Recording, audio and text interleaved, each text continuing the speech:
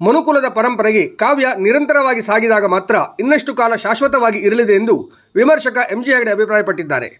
ಬಂಡಾಯ ಪ್ರಕಾಶನ ಹಾಗೂ ಚಿಂತನ ರಂಗ ಅಧ್ಯಯನ ಕೇಂದ್ರದ ಸಹಯೋಗದಲ್ಲಿ ಹೊನ್ನಾವರ ಪಟ್ಟಣದ ನಾಮಧಾರಿ ವಿದ್ಯಾರ್ಥಿ ನಿಲಯದಲ್ಲಿ ನಡೆದ ಮಾಸ್ತಿಗೌಡ ಅವರು ಬರೆದ ವರ್ಣಸಂಕರ ಕವನ ಸಂಕಲನ ಬಿಡುಗಡೆಗೊಳಿಸಿ ಅವರು ಮಾತನಾಡಿದರು. ಯಾಂತ್ರೀಕೃತವಾಗುತ್ತಾ ಹೋದಂತೆ ಕಾವ್ಯದತ್ತ ಆಸಕ್ತಿ ಕಳೆದುಕೊಂಡು ವಿಮರ್ಶೆಯಿಂದ ದೂರವಾಗುತ್ತಿದ್ದೇವೆ.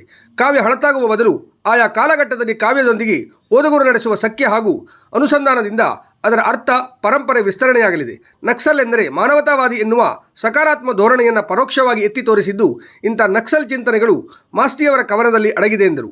ಸಾಹಿತಿ ಸುಧಾ ಆಡುಕಳ ಪುಸ್ತಕ ಪರಿಚಯಿಸಿ ಜಿಲ್ಲೆಯ ಕೆಲ ಸಮುದಾಯಗಳಿಂದ ಸಾಹಿತ್ಯ ಬರ ಬರುತ್ತಿಲ್ಲ ಎನ್ನುವ ಕೊರತೆಯ ನಡುವೆ ಮಾಸ್ತಿಯವರ ಕವನ ಸಂಕಲನ ಹೊಸ ಸಂಚಲನ ಮೂಡಿಸಿದೆ.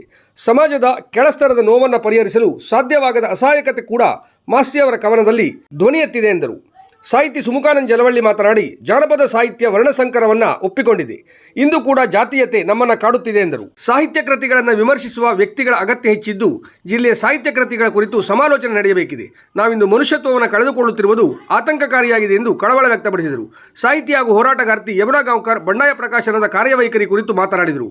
ಕೃತಿಕಾರ ಮಾಸ್ತಿಗೌಡ ಮೀನಾಗೌಡ ವೇದಿಕೆಯಲ್ಲಿ ಉಪಸ್ಥಿತರಿದ್ದರು. ತಾಲೂಕಾ ಕನ್ನಡ ಸಾಹಿತ್ಯ ಪರಿಷತ್ತಿನ ವತಿಯಿಂದ ಮಾಸ್ತಿಗೌಡ ದಂಪತಿಗಳನ್ನು ಸನ್ಮಾನಿಸಿ ಗೌರವಿಸಲಾಯಿತು.